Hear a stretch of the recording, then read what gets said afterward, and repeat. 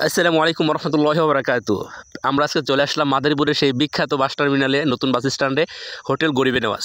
এই হোটেলে সবথেকে আশ্চর্যজনিত বিষয় হচ্ছে দুপুরের খাবারের রয়েছে এক পিস গরু মাংস, তাও মধ্যম সাইজের একটি ভালো সুন্দর একটি মাংসমুদ্দ একটি মাংস, সাথে আনলিমিটেড ভাত। আপনি যত ভাত খেতে পারেন, যত ডাল খেতে পারেন, এবং ঝোলও আপনাকে পর্যাপ্ত পরিমাণ দিবে। সাথে রয়েছে আবার ভাজি, অনেক সুন্দর মজাদার একটি ভাজি দিবে। এই 4 পদ সব মিলিয়ে মাত্র 100 টাকা।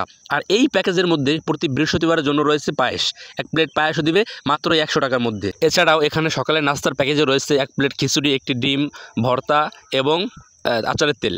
এই 4 পদ মিলিয়ে মাত্র 40 টাকায় সকালের নাস্তার ব্যবস্থা। এখানকার মালিক মনি ভাই অত্যন্ত ভালো একটি মানুষ। তার কাছে জিজ্ঞাসা করে জানতে পারলাম এখানে প্রতিদিন আনুমানিক প্রায় 300 থেকে 400 মানুষ খাওয়া দাওয়া করে, এমনকি কোনো দিন 400-500 মানুষও এখানে সমাগম হয়। এবং কি ভাত একের পর এক রান্না করতেছে, ডাল রান্না করতেছে, মানুষ আসতেছে, বসতেছে, খাইতেছে। এক কথায় নিম্ন আয়ের মানুষের খাবারের জন্য এটা একটা পারফেক্ট একটি হোটেল।